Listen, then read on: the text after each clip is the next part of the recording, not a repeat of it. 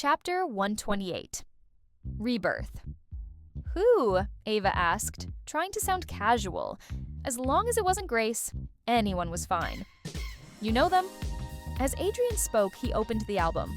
Ava estimated he'd flipped to the pages after her photos with him. Her heart skipped a beat. It wasn't Grace, was it? That would be way too melodramatic. I do know quite a few people. Ava brushed it off lightly. She watched as Adrian's gaze fell on the album, his eyes gradually settling, his black pupils reflecting a serious expression. Ava simply hooked her arm around Adrian's neck and kissed him. Keep looking, keep looking. What if Adrian had a moment of insanity and really discovered he'd fallen in love with Grace? Adrian looked down at Ava sleeping in his arms. He reached out and picked up the photo album from the nightstand again. He opened the first page. The photo was quite old and slightly faded, but the scene from that day was exceptionally clear in his mind. The day the photo was taken was the third time he'd seen Ava, the first time he'd spoken to her, and the first time before she falsely claimed credit for saving him. The first time he saw Ava, she was covered in blood, being carried down from an ambulance. That time he'd only seen her face and her blood-stained clothes. The hospital had been too chaotic that day. The second time was when he was hospitalized again. On his way out, he passed by Ava's room. She sat cross-legged on the hospital bed, looking up to ask the woman standing before her, "Why haven't Mom and Dad come to see me? Do they really not love me at all?" Her body was so small, her silhouette looked so sad, her voice so soft, soft enough to be scattered by a gust of wind. Those words made Adrian stop in his tracks. All the peers around him had parents who loved their children dearly. He thought he was an anomaly, so he never told others that his parents didn't love him. Not until he heard those words that day did he realize he wasn't the only one in the world not loved by his parents. The woman standing by the bed bent down to comfort Ava. Ava threw her arms around Mrs. Quinn, her shoulders trembling. Tears rolled down one by one. A voice at the door calling, "Young master," made her forget to cry. She instinctively turned to look outside. The scars on her face hadn't completely healed. Crystal tears hung on her tender face. Adrian only glanced once before quickly withdrawing his gaze and leaving with the butler. The image of the girl with red, swollen eyes full of tears was deeply imprinted in his mind. He felt a sense of shared misfortune. On the way back, he learned from the butler that this was the Hart family's younger daughter, injured in the mall fire half a month earlier, Ava Hart. Adrian silently memorized the name. They met again 3 weeks later. As a child, his trips to the hospital were like a fixed schedule.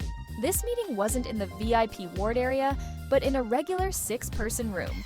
By then, Ava's body had recovered quite a bit. She'd gotten familiar with everyone in the inpatient department. After her injections, she'd wander around visiting people. He admitted he deliberately sought out Ava. Otherwise, why would he appear in this 6-person room? When he entered, Ava was using a point-and-shoot camera to take photos of children her age in the room. "Hey, don't just stand there. Come take a picture together." The girl's pretty voice reached Adrian's ears. That sweet voice carried cheerfulness, completely unlike the tearful girl he'd seen last time. "Xiaoqi, go pull him over here." Ava spoke to one of the 6 children, a girl. The girl named Xiaoqi immediately jumped down from the bed and called Adrian over to take photos together. Though she was still young, looking at Adrian's face, she wanted to take photos with him too. Even though all 6 people from their room were already there, she wanted him in the photo anyway. She didn't care if he was from their room or not. Adrian avoided Xiaoqi's attempt to pull his hand and walked over with her. He stood on the far left, captured in Ava's lens along with 6 other children of different ages. After taking the photo, Ava brought the camera over to show them. Several children praised how good it looked and asked Ava to print it out. Adrian didn't join the conversation, but when Ava left the room, he asked if she could copy the photo for him.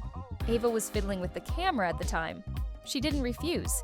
When she looked up, her eyes curved into crescents, her smile especially radiant. Adrian was somewhat stunned. After getting the photo, he cropped out the other 6 strangers and printed only his own photo. For a long time after that, he didn't see Ava again. His coursework was too heavy. He had almost no free time each day. They met again at classmate Grace Hart's birthday party. He saw Ava wearing a white poofy dress with her hair styled like a princess. She was like a butterfly, able to chat with nearly everyone, adults and children alike. In the second half of the party, Ava seemed tired. She pushed open the back garden door alone and walked out. As if possessed, Adrian followed her. Under the garden lights, the girl sat in a wicker chair. Pale yellow light shone straight down, her long lashes casting shadows beneath her eyes. She seemed shrouded in loneliness, her mood particularly desolate. Adrian wanted to approach her, but he wasn't eloquent.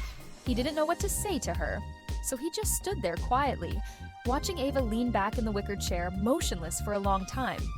Then she raised her head and wiped her face carelessly. Finally, she stood up, took a deep breath, and made a gesture as if cheering herself on. When she turned around, what fell into his eyes was a brilliant smile. He'd secretly watched Ava from the shadows for nearly 5 years. Just when Adrian thought it would continue indefinitely, an accident occurred. From childhood, his desire to survive had never been particularly strong. At 15, perhaps due to emotional turmoil, after being beaten by his mother again, he wanted to end it all forever.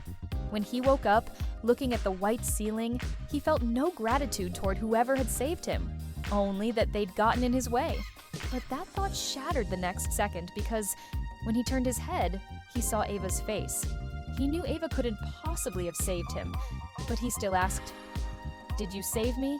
A flash of confusion crossed Ava's eyes, but she quickly smiled again. "Yes, I saved you. Did you accidentally drown?" Adrian pulled out a faint smile, tacitly accepting Ava's words. For him, that day was a rebirth, because he'd finally gotten to officially know Ava as he'd wished. The lie didn't matter. He never cared about such small things.